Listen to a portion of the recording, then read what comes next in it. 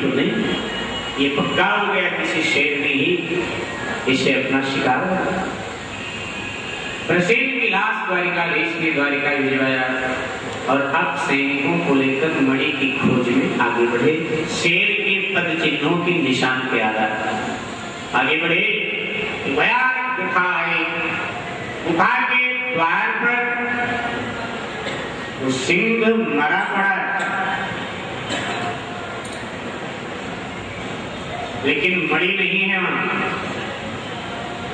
बल्कि आगे मानव के पद चिन्हों का निशान है। आगे गुफा में कोई मानव है। भगवान ने सैनिकों से कहा, हमें लगता है कि प्रसेन को सिंह ने मारा और मणि प्राप्त की, लेकिन इस सिंह को मार करके किसी बलशाली ने मणि उससे प्राप्त कर। गुफा में चलना चाहिए तो पता चल सकता है। मणि अंधकारपूर्ण गुफा, भयानक डरावनी। आज 27 दिन हो गए सैनिकों को भगवान के पीछे चलते चलते। सभी सैनिकों को अपने परिवार की, घर बार की याद आ जाती। भय भी हुआ कि सिंह को मारने वाला कोई दुर्गंध व्यक्ति होगा, कहीं हम सबको मार दे तो। अपने अपने प्राण सबको प्रिय लगने लगे। सबने भगवान कृष्ण से कहा, गोविंद ये आपका अपना मामला है, अब हम आगे नहीं जा सकते, हम थक गए, असमर्थ, हम द्वारिका जाएंगे, नहीं चल सकते मेरे साथ, तो साथ द्वारिका वापस चले। तो साथ द्वारिका वापस आए। ये कृष्ण है, अकेले छोड़। ये प्रसंग हमें बताता है, वैसे आपके बहुत सारे मित्र होंगे, दोस्त होंगे, सहेली होंगी, बहुत सारे, लेकिन जब आपत्ति का समय आएगा, विपत्ति का समय आएगा, तब आप अपने को अकेला पाएंगे। ये बताना चाहते हैं। साथ भगवान को छोड़ करके द्वारिका के लोग चिंतित हो गए, उदास हो गए। इधर अकेले श्री कृष्ण गुफा में प्रवेश कर, बड़ी विशाल, वो पूरे की पूरी पहाड़ी भीतर ही भीतर गुफा दी पार कर दूसरी पहाड़ियां आ गई। पहाड़ियों पर एक राज प्रासाद बना, राजभवन के द्वार पर प्रभु पधारे। राजभवन का द्वार खुला था, प्रवेश किया प्रभु ने राजभवन में। एक अति दिव्य सुंदरी कन्या राजकुमारी शयन कर रही है और उसके गले में श्यामांबर मणि पड़ी।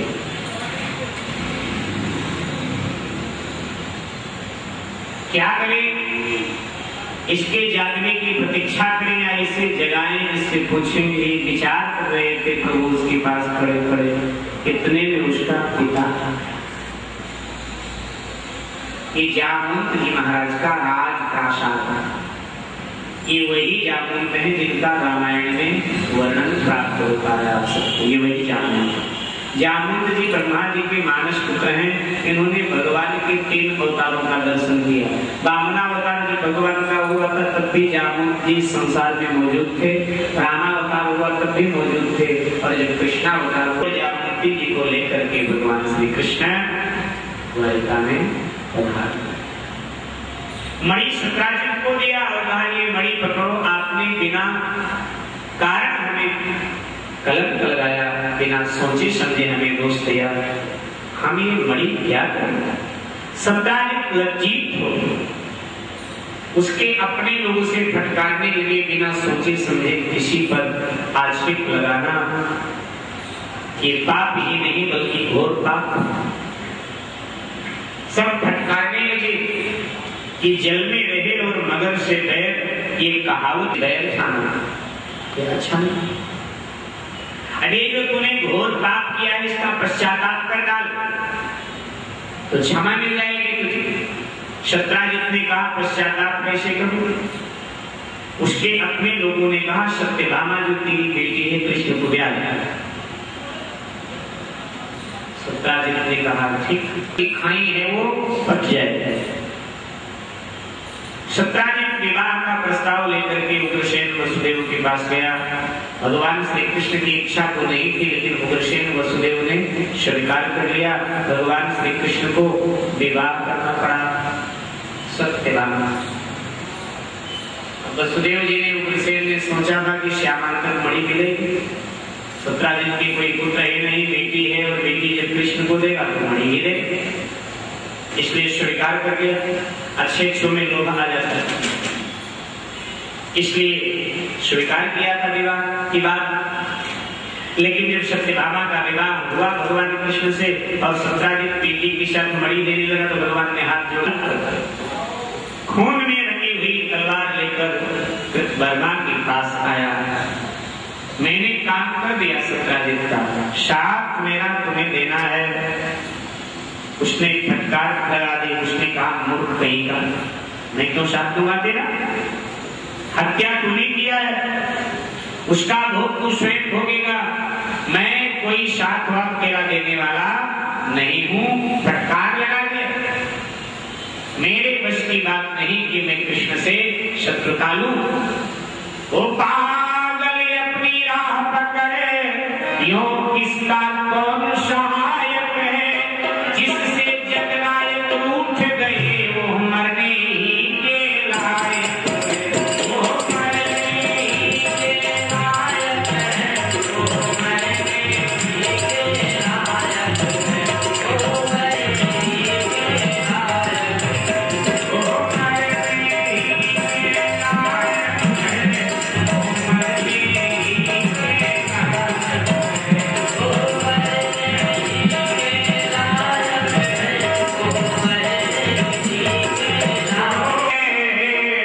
जो महायमों का भी अंग है, उस महाकाल कालेश्वर पर मेरी तेरी कितनी दम है।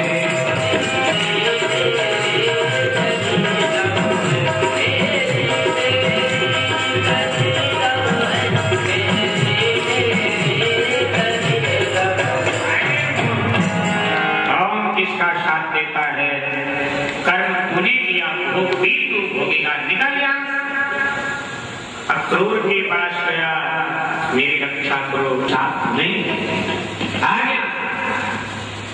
अब सतधनवा मणि लिए भला इधर जब सत्यभामा को पता चला मेरे पिता को सतधनवा ने मार दिया, सत्यभामा ने सारथी को बुलाया, रथ तैयार कर। सारथी ने रथ तैयार किया। सत्यभामा रथारूढ़ हुई, कहने लगी रथ हस्तिनापुर की ओर ले चलो। द्वारिका से चल करके हस्तिनापुर सत्यभामा पधारी, जहाँ भगवान विराजमान थे। सदा में कौरवों के जैसे भगवान की दृष्टि गई, भगवान ने कहा सत्यभामा तो यहाँ क्या हुआ? सत्यभामा रो पड़ी, मेरे पिता अनाथ की तरह मारे गए।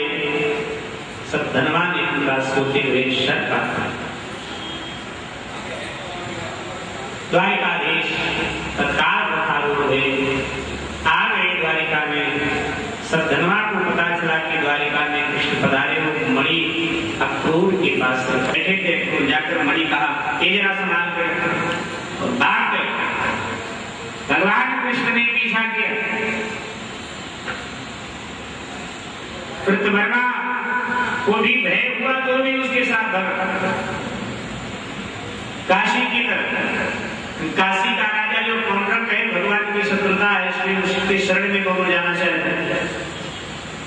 तब तक भगवान का सुदर्शन चक्र छूटा, कृतवर्मा का काम तमाम कर दिया। लेकिन सतधनवा काशी से भगा मिथिला को। कृष्ण बलराम दोनों साथ साथ सुदर्शन चक्र छोड़ा तो सतधनवा का भी काम तमाम हुआ। सतधनवा के पास भगवान पहले पहुंचे, टटोलने लगे मणि का, लेकिन मणि मिली। बलराम जी के बाद में पूछा, बोले का नाम मणि मिली? भगवान ने कहा नहीं था भैया, मणि तो थी। बलराम जी को संदेह हो गया। भगवान हाँ संसार है भाई, भगवान को भी लोग संदेह की दृष्टि से देखते हैं। तो हमें आपको भी देखना। आजकल भी बड़े बड़े महापुरुषों को लोग संदेह की दृष्टि से देखा करते, ये अपनी नजर गंदी है तो सब गंदे ही बोलेंगे, भावना के अनुसार। कोई जरूरी नहीं है कि पति के पीछे उसकी पत्नी स्कूटर पर जा रही, बहन भी तो जा सकती है, बहन भी तो बैठ सकती है, लेकिन दृष्टि अपावन है तो सब अपावन दिखाई दे रहा है, और दृष्टि पावन हो तो सब पावन दिखाई दे, सब पावन दिखाई, सब पवित्र दिखाई। ये हमारा संदेह की दृष्टि से देखा है, भगवान के परिवार ने उनको संदेह की दृष्टि से देखा है। बलराम जी सगे भ्राता हैं, यही नहीं बलराम जी रूठ गए, एक हिस्सा उससे नहीं देना चाहिए, तो असत्य बोल रहा है, मैं द्वारिका भी तेरा छोड़ देता, वो भी संभाल के जाऊंगा। और बलराम जी रूठ कर मिथिला राजा के यहाँ चले गए, और 1 वर्ष तक मिथिला में बलराम जी निवास करते रहे, कृष्ण से रूठ गए। ये जीवन है, यहाँ मानवीय पहलू। मणि मिली, चिंता का विषय। इधर अक्रूर का जब मौत भंग हुआ तो अक्रूर लज्जित कि कहीं न कहीं अपराध मेरा भी है, तो अक्रूर ने मणि भगवान के पास भिजवा दिया, लेकिन द्वारिका का अक्रूर ने त्याग कर दिया, काशी। अक्रूर भगवान के भक्त हैं, जब काशी चले गए तो द्वारिका में अकाल कर दिया, वर्षा नहीं हुई, लोग भूखे मर गए। अंततः पता लगाया गया अक्रूर कहाँ है, पता चला अक्रूर ने द्वारिका का त्याग कर दिया, काशी चला। भगवान ने कहा बस भक्त रूठ जाए तो मैं भी लाचार हो जाता हूँ।